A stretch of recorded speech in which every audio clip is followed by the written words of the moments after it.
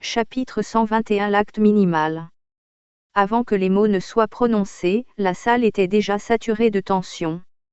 Les Maphilis n'étaient pas réunis pour débattre d'un simple événement. Ce qui se jouait ici dépassait un individu, dépassait même une époque. Depuis des cycles entiers, ils observaient, ajustaient, corrigeaient, toujours avec cette même conviction, le monde devait être accompagné, encadré, protégé de ses propres dérives. Et pourtant, cette fois, quelque chose résistait. Il y n'était pas censé exister dans leur modèle. Ou plutôt, il y apparaissait, mais comme une anomalie instable, un point de bifurcation impossible à contenir dans leur projection. Chaque simulation donnait un résultat différent. Chaque tentative d'intervention semblait, paradoxalement, aggraver ce qu'ils cherchaient à éviter. Nous pouvons encore intervenir, dit l'opposant, sa voix tranchant le silence. Nous avons les moyens de stabiliser la trajectoire. Il suffit d'imposer un cadre minimal. Un murmure d'approbation parcourut une partie de l'assemblée.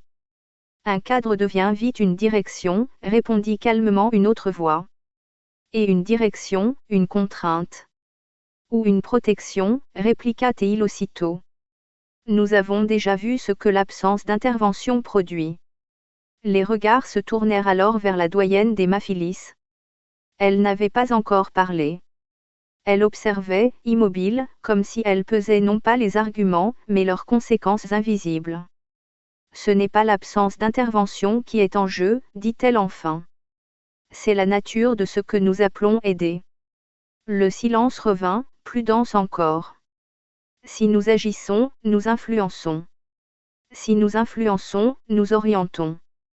Et si nous orientons, alors ce qui émergera ne sera plus entièrement libre. L'opposant fronça les sourcils. Tu proposes donc de ne rien faire ? C'est là que la décision la plus étrange fut prise. Alors nous n'interviendrons pas, dit enfin la doyenne des Maphilis. L'opposant releva les yeux, surpris. Nous ne donnerons aucun cadre. Aucun soutien. Aucune validation officielle. Elle marqua une pause. Mais nous n'empêcherons pas. Un frémissement parcourut l'assemblée. Il n'aura pas accès aux Maphilis. Il n'aura pas nos données. Il n'aura pas nos ressources. Il n'aura même pas conscience que nous débattons de lui. Elle regarda l'opposant droit dans les yeux. S'il échoue, alors tu avais raison, le monde n'était pas prêt, et nous n'aurons rien imposé. S'il réussit, alors ce ne sera pas notre réussite. Ce n'était pas une action. C'était un retrait calculé. Une seule chose fut modifiée dans le système global, un verrou d'accès sauta. Une information autrefois enfouie devint simplement accessible. Rien de plus. Il y a, quelque part sur la planète, poursuivait sa route sans savoir qu'il venait d'entrer dans une zone de gravité nouvelle. Les Maphilis n'avaient pas choisi de guider le monde.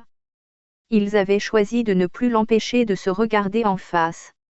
Et pour la première fois depuis longtemps, même l'opposant comprit qu'une ligne avait été respectée. Mais il savait aussi une chose, à partir de cet instant, plus personne ne pourrait prétendre que ce qui allait suivre était